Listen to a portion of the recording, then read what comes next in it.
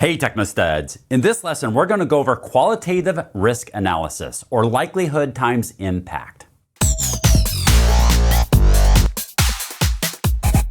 When we're doing risk analysis, we have a couple different options. We have quantitative risk analysis, which would be coming up with some sort of number to represent the risk. One example of this is the probability from a percent standpoint times the impact from a dollar amount. And then we would come up with an actual dollar amount that risk has associated with it.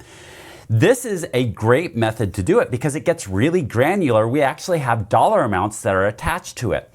Well, with qualitative risk analysis, we can be easier to implement. So this is much more complex in figuring out what the probability is going to be and what the total impact is going to be from a monetary standpoint. But from a quality standpoint, what we can do is we can just rate things as a low, medium, or high to get the amount of likelihood and do the same thing for the impact that would have. And then we would have a different way to compare these different risks.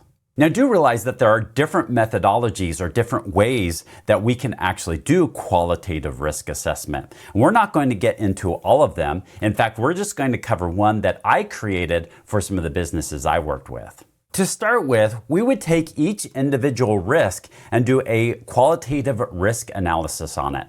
A qualitative risk analysis would be, what is the likelihood of it? And I have a 1 through 5 rating of this. 1 being a rare, 2 being unlikely, 3 being possible, 4 being likely, and 5 being certain, times the impact, which would be, well, the impact would be negligible versus minor versus moderate, major, or severe. So now we have a way to rate what is the likelihood something's going to happen. So for instance, let's say an earthquake that is going to happen.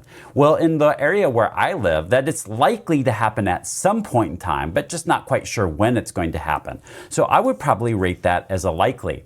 And the also is, what is the impact going to be? Well, what we're going to get could be very, very severe actually, or it could be just kind of moderate. And so maybe what I do is I rate this as major. Well, if it's likely and major, that's going to be much more something I want to tackle and figure out sooner rather than later than something that's going to be unlikely and minor. Now, this method of risk measurement can be a kind of a problem.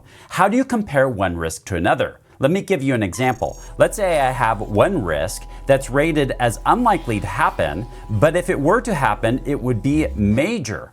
Versus another risk, risk number 2, is likely to happen, but if it were to happen, it would be minor. And how do I compare these two? This is where I could create a risk matrix. A risk matrix where I have the likelihood, something's rare, unlikely, possible, likely, or certainty. And then I could also have the impact, severe, major, moderate, minor, or negligible. And so within this, I can then assign different ratings in here. So if something were to be a possible and major, that maybe this gets a higher rating here than something that is going to be a moderate and possible, or a moderate or minor and likely. So here's where that is filled out then, is that now we have what is going to be critical that we address here. Things that are going to be likely and severe, or certainty and severe, or major and certainty. Those are the things that we are critical and we want to address that. Or the possibility is high there, or the severity is medium there. And so this is a risk matrix that we can use to then do a grading on these risks. Now I'm going to give my opinion though. What I just described is considered the definition of qualitative risk analysis from the cybersecurity community.